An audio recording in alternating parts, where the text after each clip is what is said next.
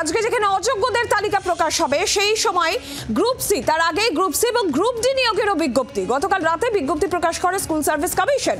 16 September থেকে 31 অক্টোবরের মধ্যে আবেদন করা যাবে, যে সময় নির্ধারিত করা হয়েছে। গ্রুপ সি গ্রুপ ডি মিলিয়ে মোট শূন্য পদ 8477। গ্রুপ সি এবং গ্রুপ ডি নিয়োগের বিজ্ঞপ্তি এবার স্কুল সার্ভিস কমিশন এই বিজ্ঞপ্তি প্রকাশ করেছে গতকাল রাতে। 16 সেপ্টেম্বর থেকে 31 অক্টোবরের মধ্যে আবেদন করা যাবে। আমরা জানবো বিষয়ে শ্রেয়সী গঙ্গোপাধ্যায় রয়েছেন টেলিফোন লাইনে প্রতিনিধি। শ্রেয়সী, কি খবর রয়েছে? গ্রুপ সি গ্রুপ ডি এবার নিয়োগের বিজ্ঞপ্তি প্রকাশ হলো। একেবারে দেখো, গ্রুপ সি এবং গ্রুপ ডির ক্ষেত্রে কিন্তু নিয়োগের জন্য স্কুল সার্ভিস কমিশন বিজ্ঞপ্তি প্রকাশ করলো এবং সেই বিজ্ঞপ্তিতে দেখা যাচ্ছে যে 16 সেপ্টেম্বর বিকেল 5টা থেকে কিন্তু 31 অক্টোবর বিকেল 5টা পর্যন্ত সেক্ষেত্রে আবেদন করতে পারবে। এখন এক্ষেত্রে নির্দিষ্টভাবে কি ক্রাইটেরিয়া যাবতীয় সমস্ত কিছু স্কুল সার্ভিস কমিশনের যে ওয়েবসাইট, সেই ওয়েবসাইটে কিন্তু সেটা প্রকাশিত হবে। ফলে সামগ্রিকভাবে সমস্ত কিছু নিরিখে বলা যেতে পারে যে এক্ষেত্রে স্কুল সার্ভিস কমিশন একদিকে যখন এক্ষেত্রে অযোগ্যদের তালিকা আজকে প্রকাশ করতে চলেছে আর কিছুক্ষণের মধ্যে, সেই জায়গা থেকে তাৎকালিক বলা যেতে পারে গ্রুপ সি এবং গ্রুপ ডি যে পোস্ট রয়েছে সেই পোস্টেও কিন্তু তারা নিয়োগের জন্য নিয়োগ প্রক্রিয়া শুরু করলে সেক্ষেত্রে বিজ্ঞপ্তি দিত। শ্রেয়সী, ধন্যবাদ। আর এই প্রসঙ্গে দিলীপ ঘোষ বিজেপি নেতার কি বক্তব্য শুনবো।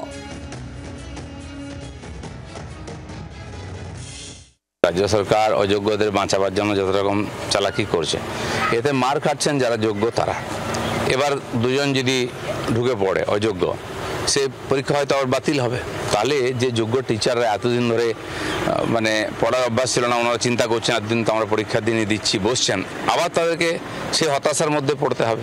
এ সমস্ত দায়িত্ব হচ্ছে রাজ্য সরকারের। আর এই থাপ্পড় খাওয়াটা ওদের অভ্যাসে পরিণত হচ্ছে। কারণ কি, কোনো ন্যায় নীতি মানে না রাজ্য সরকার, কেবল রাজনৈতিক স্বার্থে আর পয়সা তোলার জন্য পার্টির লোকেদের খাওয়ার ব্যবস্থা করার জন্য এই ধরনের সমস্ত অনৈতিক কাজ করে।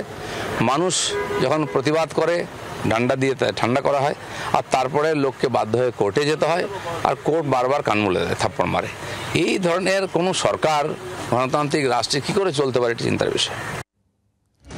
আর গতকাল এই প্রসঙ্গে কুণাল ঘোষের কি বক্তব্য ছিল শুনবো।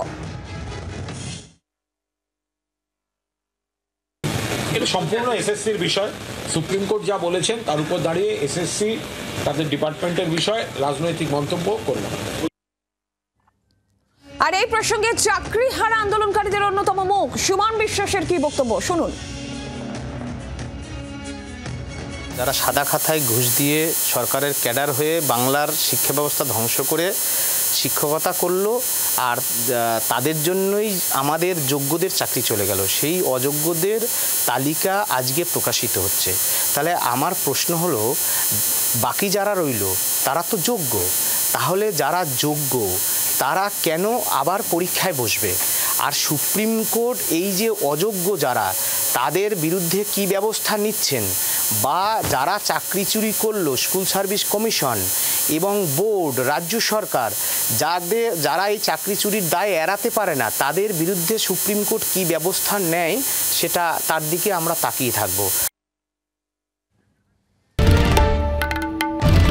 বাংলার আওয়াজ, বাঙালির আবেগ, জি 24 ঘন্টা।